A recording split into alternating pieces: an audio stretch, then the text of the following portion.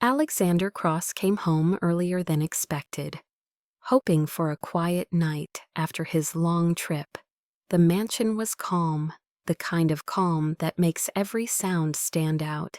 But when he reached the glass doors leading to the garden, what he saw made his heart stop. His father Henry, the man who had worked all his life to give him everything, was down on his knees in the dirt. Above him stood Victoria, Alexander's wife.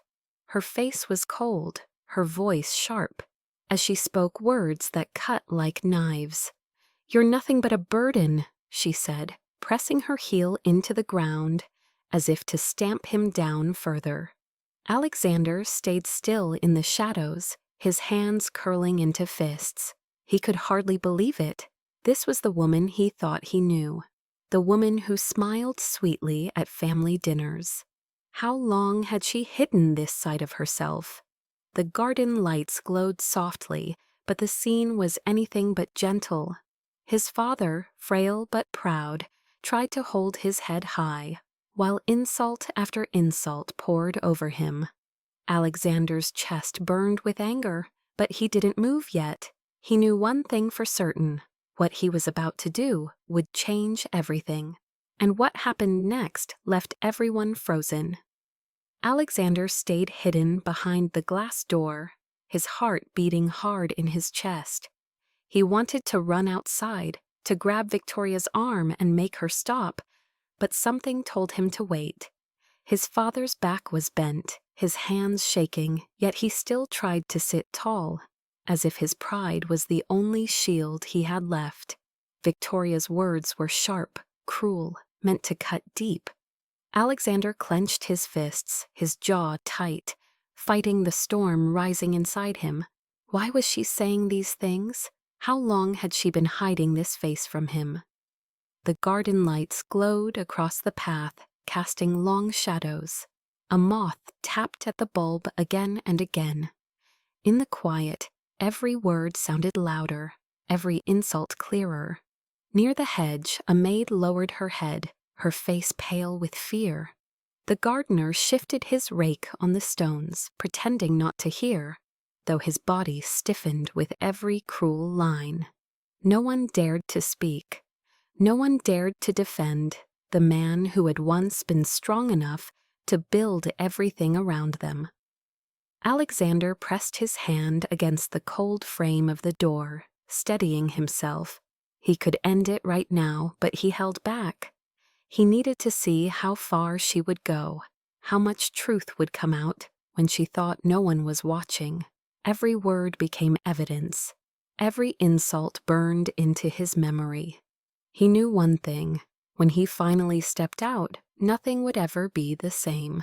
Victoria's voice grew sharper, each word falling like a stone meant to crush the spirit of the man before her.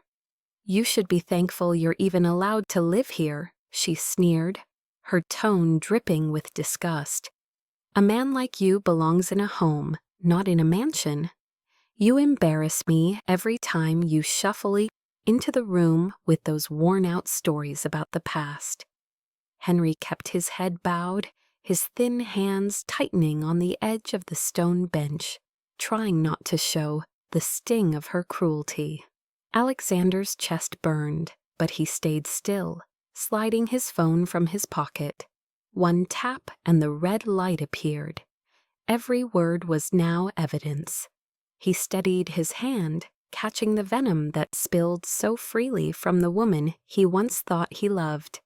Victoria circled the old man, her heels clicking against the stone. "Do you know why I married your son?" "Love, don't be foolish.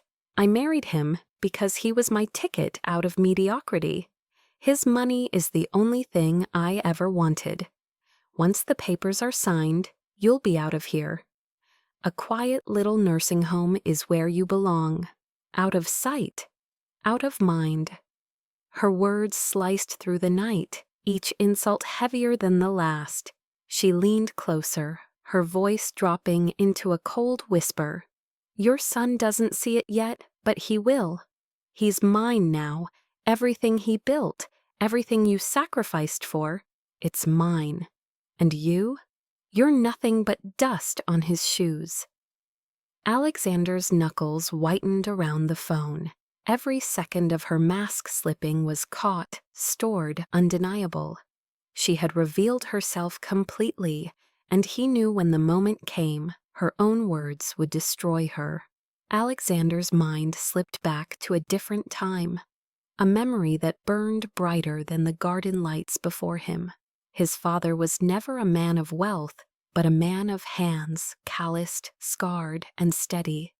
Henry was a carpenter, working sunrise to sunset, in a small shop that smelled of pine and sweat. Every nail hammered, every plank smoothed, was not just work, but a step toward his son's future. He patched old shoes instead of buying new ones, skipped meals so Alexander never had to, and carried debts quietly so his boy could carry books instead of burdens. Alexander remembered nights at the kitchen table, his father's rough fingers guiding his small hands over homework, whispering, "You'll go further than I ever could." "That's my dream." Those words became the fuel that drove Alexander to build an empire.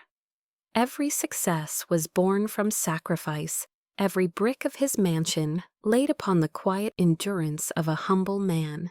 And now, hearing Victoria spit venom at the very man who had given him everything, Alexander's anger cut deeper.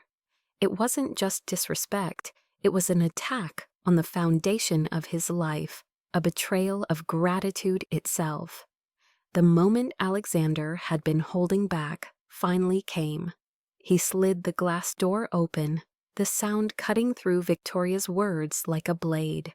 She spun around, her face stiffening, surprise flashing for only a second before she tried to gather herself.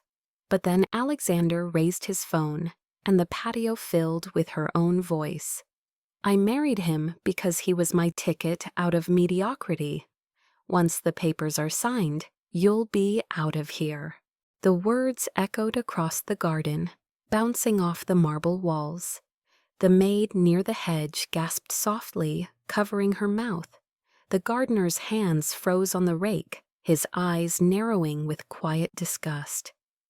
Henry looked up from the ground, his tired eyes meeting his son's, filled with a mix of shock and fragile relief. Victoria's face drained of color. She reached for Alexander's arm, her words tumbling out in panic.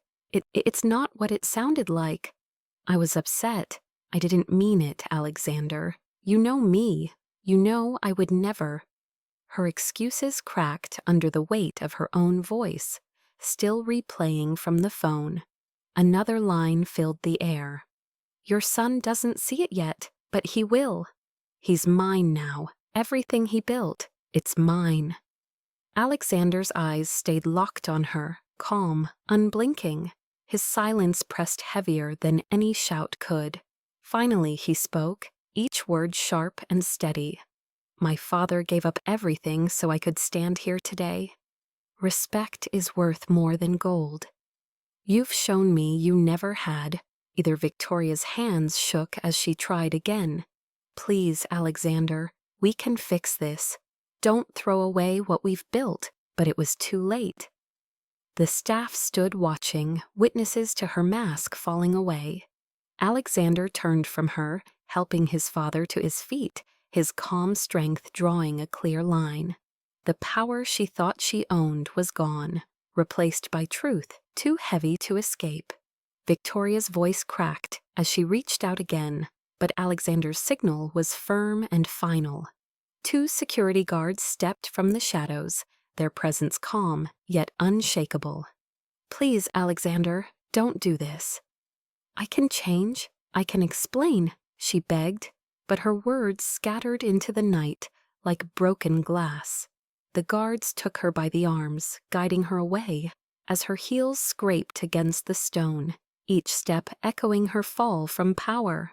Alexander bent to his father, steadying him with both hands, lifting him with care that spoke louder than anything else. Henry's back straightened, dignity returning with his son's touch. The maid lowered her head respectfully.